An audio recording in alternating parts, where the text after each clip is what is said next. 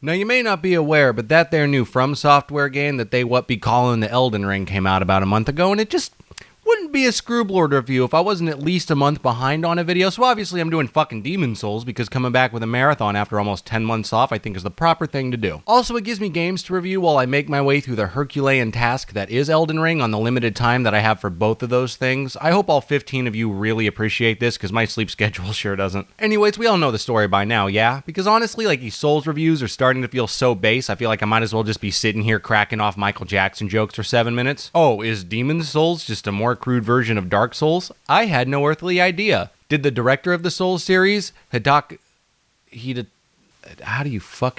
director of the Souls series, Hidetaka Miyazaki, come into FromSoft in 2004 after a major career shift and is basically responsible for bringing the Souls series to the top? Say it ain't so. Did you know that it used to be black before it was that they used to call it Kingsfield before it became the Souls games? Yeah, that's what I meant. This sort of encapsulates my whole reservation with doing these reviews in the first place. These games, what they've accomplished, their cultural impact, these are all roads that are well traveled by people who are much beyond my capabilities mentally, so why do I even bother? Well, in all honesty, it's love. I really do love these games in a way that I don't love most. While I do my best to be understanding, and in the past I've given leeway to real pieces of shit like Kane and Lynch 2, I don't feel like the Souls games I need to make excuses for. They're great, and that opinion seems to be vindicated by the fact that they sell like plastic surgery to former child stars turned pop icons, so let's go ahead and sit down and review us some FromSoft games, eh? Starting off where the whole thing began, Demon Souls.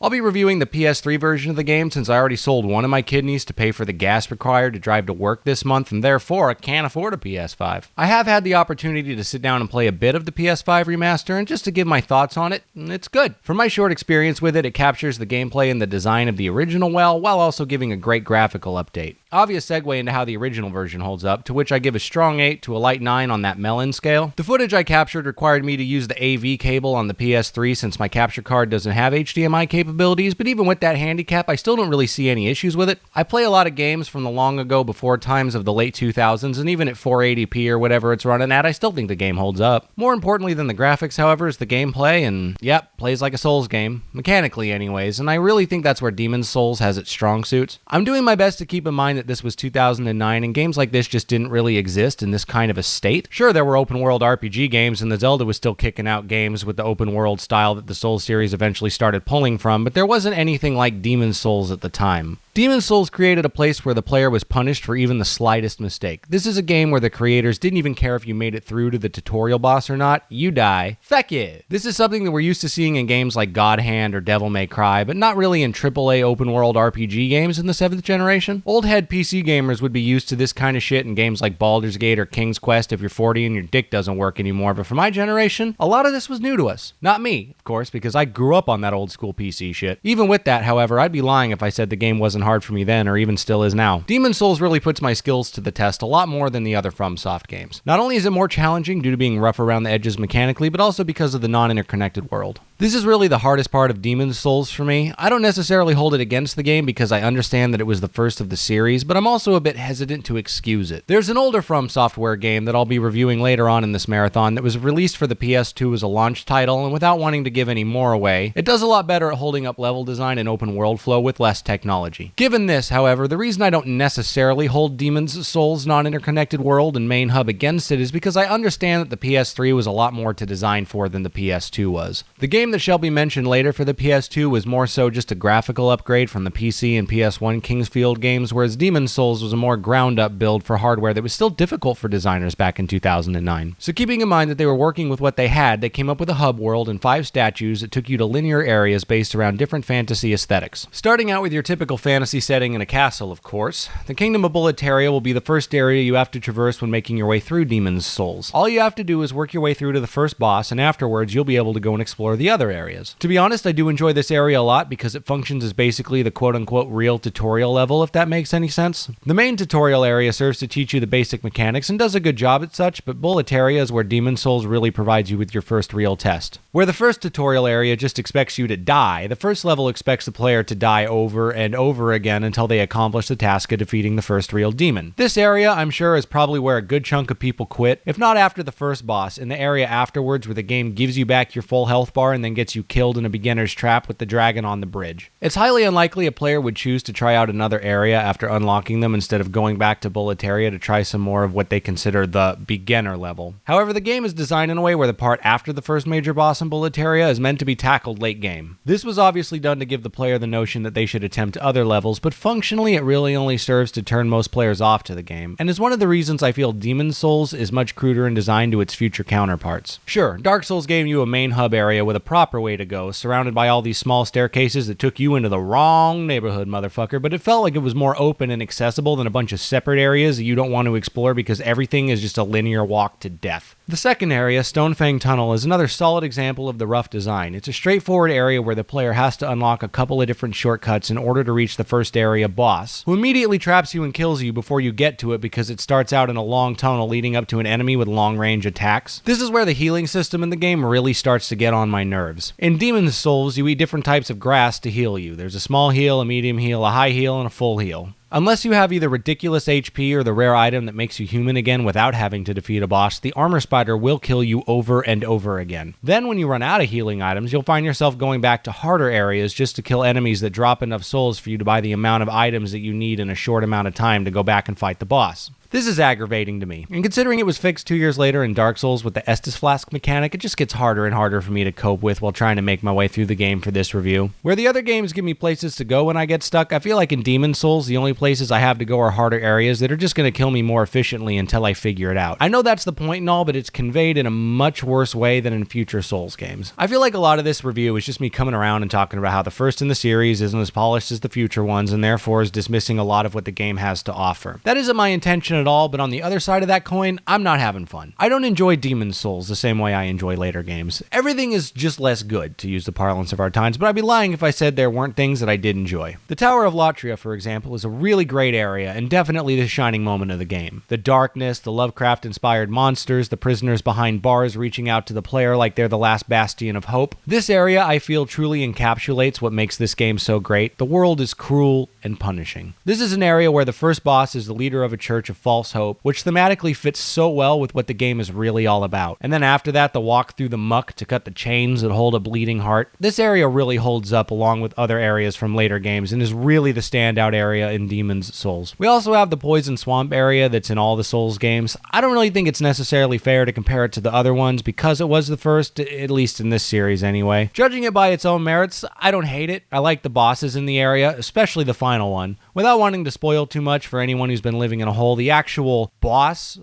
is one of those Souls bosses that isn't so much of a fight as it is something that makes you feel bad about yourself for fighting it in the first place. I don't mind these bosses so much because they exist to help complete the story, and in all honesty, the real challenge is just getting to them. Oh, and speaking of which, the final boss of this game is fucked. And no, I don't mean the actual final boss. I mean the final boss that's actually a challenge. Old King Alland. When I say this boss is fucked, I don't mean that it's bad. I mean that it's hard. Well, more specifically, it's hard depending on your build. I play magic builds in this game because fuck trying to work your way through it with a melee build, it sucks. Magic not only trivializes most of the game, but it completely wrecks the final boss. Like a lot of Souls games, the difficulty is based mostly around how you build your character. With a melee build, the final boss will wreck your shit over and over and over again, whereas magic just wrecks his shit over and over again. Maybe it isn't fair of me to sit here and complain about a game I've already played through a couple of times and knew that I didn't really like. I actually kind of resent the fact that I had to sit down and play it again for this review because I just spent the whole time wanting to move on and play the next games in the series. I was really hoping against hope that I would finally have some epiphany during this playthrough that would help me see the light on this one, but that just wasn't the case. And beyond that, in the sake of being open and honest, I didn't beat it this time. I wasn't having fun, and I wanted to get a video out in a week, so I packed it in. Hopefully this doesn't disappoint anybody, but